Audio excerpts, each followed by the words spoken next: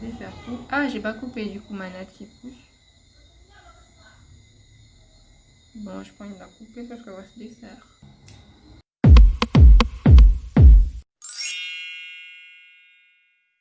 Alors dans cette vidéo, je viens fraîchement de couper mes cheveux. Donc je vous montre tout ça un peu plus prochainement dans la vidéo. Donc d'abord, premièrement, pour couper vos cheveux, vous avez besoin de... Je viens de déposer les ciseaux. Je reviens. Vous aurez besoin de ciseaux. Je vous conseille de prendre des ciseaux de coiffeur. Pourquoi? En fait, c'est tout simplement parce que c'est des ciseaux assez précis qui sont faits pour ça. Vous pouvez utiliser vos ciseaux du quotidien, des ciseaux comme ça.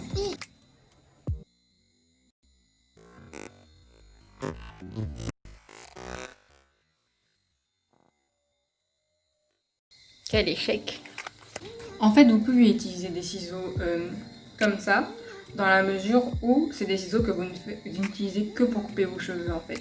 Parce que le problème avec les ciseaux comme ça, que vous utilisez pour couper du papier, du tissu, du je sais pas quoi, c'est qu'en fait ça va créer des micro-rayures qui vont, quand vous allez couper vos cheveux, engranger d'autres fourches. Et pourquoi on coupe ses cheveux? Du coup, c'est justement par rapport aux fourches. Donc, qu'est-ce que c'est les fourches? Je vais vous montrer tout de suite. Alors, une fourche, ça ressemble à peu près à ça. Vous allez voir mes talents de dessinatrice. Bon, après, c'est pas grand-chose à faire. On est d'accord, les cheveux, un brin de cheveux, c'est à peu près comme ça. Bah, une fourche, c'est quand vos cheveux se dédoublent et du coup, le brin est comme ça. Des fois, ça peut être des fourches triples, des fourches. Des fois, il y a des fourches dans les fourches tellement vos cheveux sont fourchus. Donc, ça ressemble un peu à ça de base. Classiquement, une fourche, c'est votre cheveu qui s'ouvre. Du coup, ça fait deux brins en bas. Et le problème avec cette portion-là, en fait, c'est qu'elle va, vous vous dites, ah cool, deux cheveux, deux fois plus de cheveux, c'est super. Ah bah non, en fait, c'est votre cheveu qui va petit à petit s'ouvrir, s'ouvrir, s'ouvrir et se casser en fait et tomber. Il sera aussi plus sujet à la sécheresse capillaire et les fourches peuvent même en fait interagir avec les autres cheveux et les abîmer aussi. Donc c'est pour ça que c'est important de couper ses cheveux quand on a des fourches, quand nos pointes sont abîmées. Vous savez, vos cheveux, quand vous les manipulez, ils tombent, etc.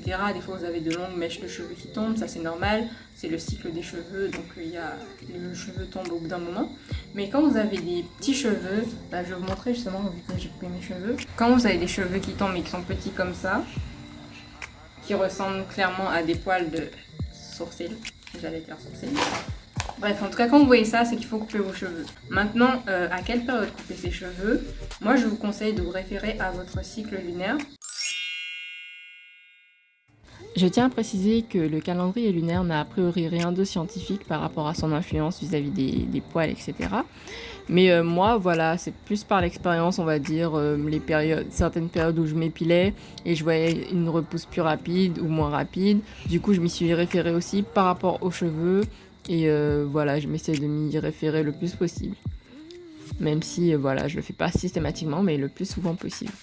Deuxième chose, c'est par rapport à la fréquence. Donc moi, j'essaie de couper mes cheveux le moins souvent possible, mais je ne nie pas quand il y a des fourches, voilà, quand il faut y aller, quand les pointes sont en PLS, il faut y aller, quoi.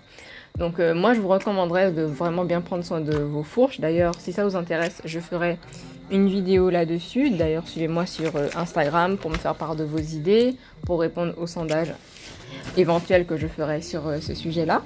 Donc moi, je vous recommanderais vraiment de regarder les signes annonciateurs, comme je vous ai dit, les cheveux qui ont plus qu'on perd, qui ont plus un aspect de petits poils, etc. Et de couper peut-être une fréquence de tous les 4 mois, on va dire, ou tous les 3 mois. Moi, voilà, 2 fois par an maximum, je le fais.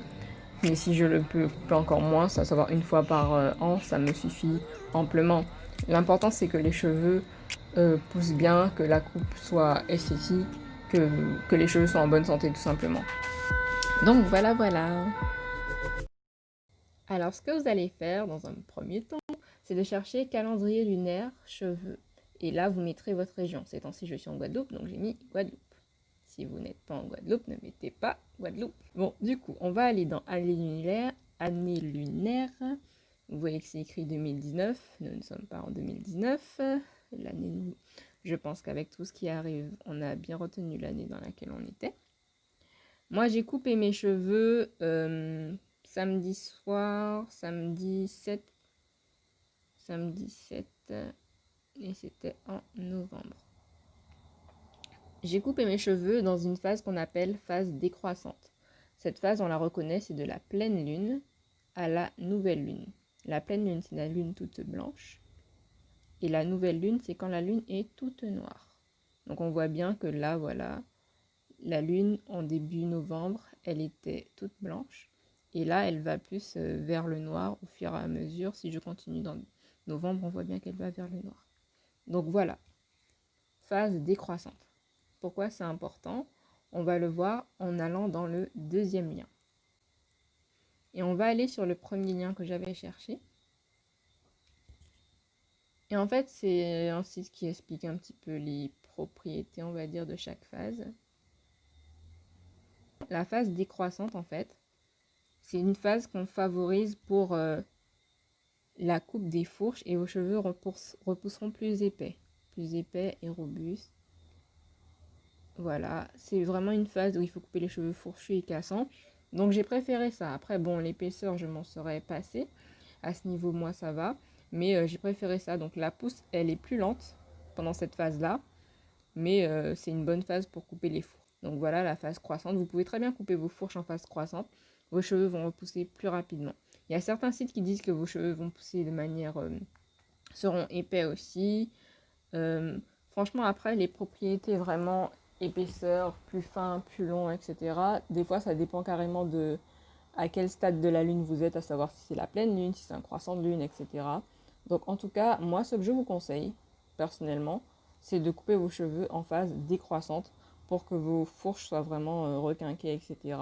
Après, si vous êtes vraiment à fond sur la longueur, ou si vous êtes intéressé tout simplement par de la longueur et que vous avez assez d'épaisseur, et bien pourquoi pas couper vos cheveux en phase croissante, qui est la phase de pousse rapide, croissante, rapide, pousse rapide, je pense que c'est assez facile à retenir. Donc voilà, on retourne à la vidéo. Alors, j'ai déjà fait cette partie-là, donc je vais vous montrer comment faire de ce côté-là.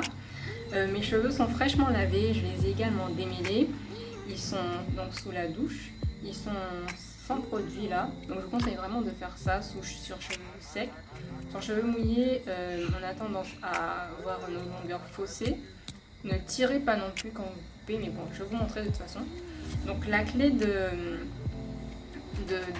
bonne coupe en fait, d'une symétrique, c'est de faire cette raie là au milieu et aussi de séparer les cheveux par longueur, à savoir là, tout est par longueur, s'ils avaient la même longueur, cela.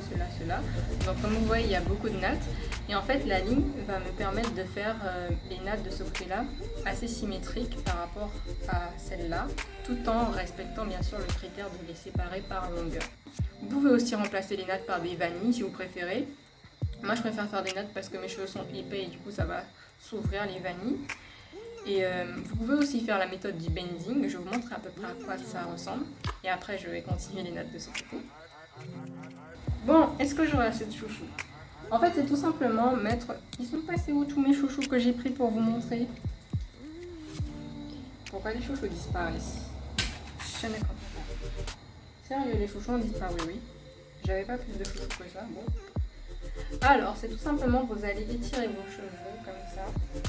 Et vous allez mettre les chouchous le long de vos cheveux jusqu'aux pointes. Et quand vous allez arriver au niveau des pointes, un peu plus haut, vous allez mettre le dernier chouchou. Et vous allez couper à ce moment-là. J'aurais bien fait un bending, hein, mais j'ai pas assez de chouchous. Après, bien sûr, c'est les mêmes règles que si vous faites des nattes ou des vanilles. Il faut que ce soit symétrique de l'autre côté. Comme ça, vous aurez une bonne coupe. La dernière fois que j'ai coupé mes cheveux, c'était à la va-vite. C'était, pour ceux qui ont regardé ma vidéo présentation de ma chaîne, c'était à la va-vite et quand vous sentez pas quelque chose, ne le faites pas. Et vous voyez là, j'aurais eu un autre chouchou, je l'aurais mis exactement ici et j'aurais coupé, tac, et ça aurait été super pratique, mais malheureusement, je n'ai pas autant de chouchous. Donc voilà, je laisse comme ça. Et je continue à faire mes sections par longueur de cheveux. Là par exemple, ils ont à peu près la même longueur, vous voyez bien, hein. Du coup je fais tout simplement mes sections. Lui il veut se rajouter, mais est-ce que tu es dans le lot? Oui, tu es là.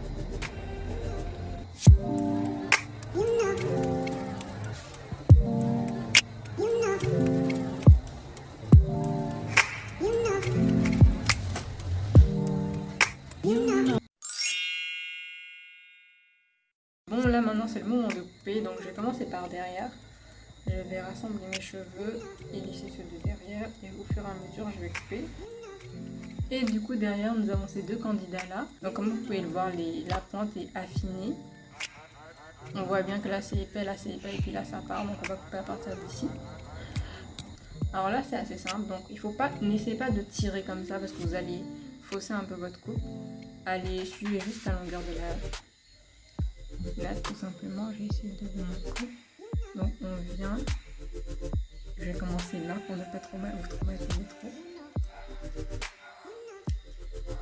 Voilà. Donc voilà. Alors c'est plutôt celle-là et celle-là. Toi, va te ranger. On va couper la partie. Et voilà.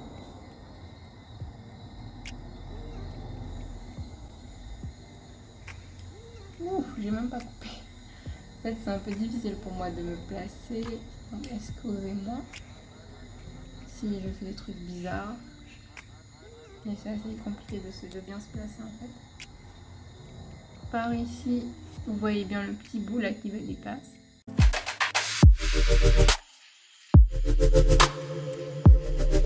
Celle-là, il y avait plusieurs longueurs, mais ce que je vais faire, c'est que je vais déjà couper les plus longues. On voit encore la partie clairsemée.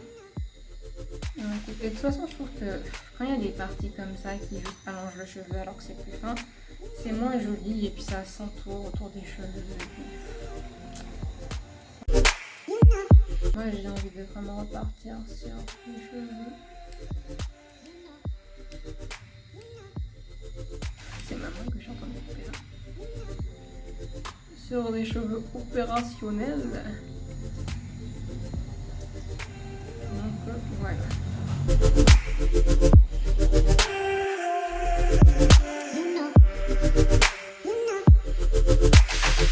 Et on va aller sur les cheveux de devant. Je vais commencer par ce côté-là.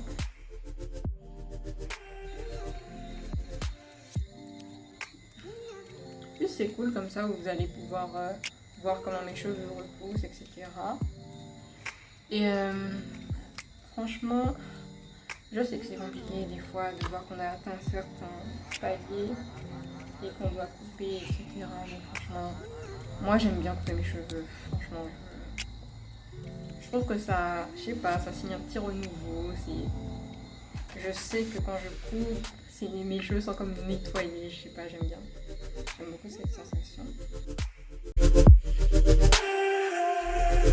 Ah là, ce sera embêtant parce que ça va me faire avoir encore des cheveux plus longs de l'un, un côté moins long de l'autre. Là, j'ai envie de couper la même pour avoir la même longueur de l'autre côté.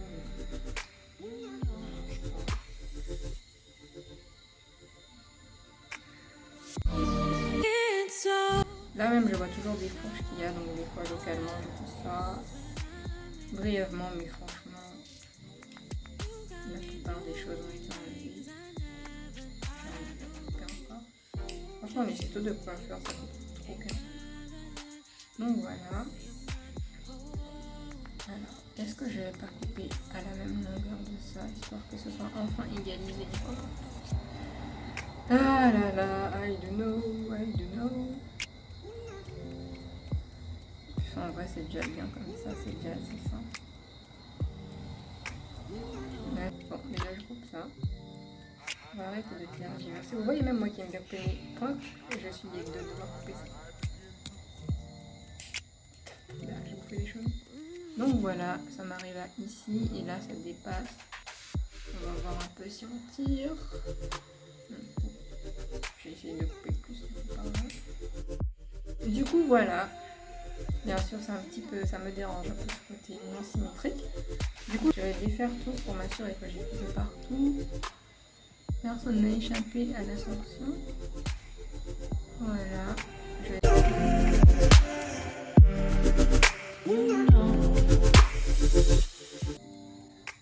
Comme vous pouvez le voir, c'est assez homogène partout. La coupe, elle est bien, etc. Il y a quelques petits bouts qui dépassent ça, par exemple, un peu. Mais voilà, les cheveux sont à peu près de la même longueur. Même quand vous voyez, quand c'était natté, ça avait l'air beaucoup plus court, alors que là c'est assez homogénéisé. Donc voilà, si vous voulez aller comparer avec ma photo sur Instagram, et vous allez voir comment j'ai coupé du coup. Et voilà, peut-être qu'entre temps je vais tailler un petit peu brièvement au bout comme ça, mais je vous déconseille de faire ça. Appliquez vraiment ce que je vous ai montré dans la vidéo. Et normalement tout ira bien. Donc voilà. J'espère que ça vous a encouragé à couper vos cheveux. En tout cas, je vous ai donné de bonnes raisons. Là, même si je suis axée sur la pousse, je vais vraiment juste m'occuper de mes cheveux, leur apporter ce dont ils ont besoin et ne pas me focaliser sur la pousse. Moi, je suis axée santé, même si mon objectif c'est la pousse. Je veux vraiment qu'ils soient en bonne santé tout simplement. Donc voilà, merci à vous de m'avoir regardé. Voilà, à la prochaine. Bye bye.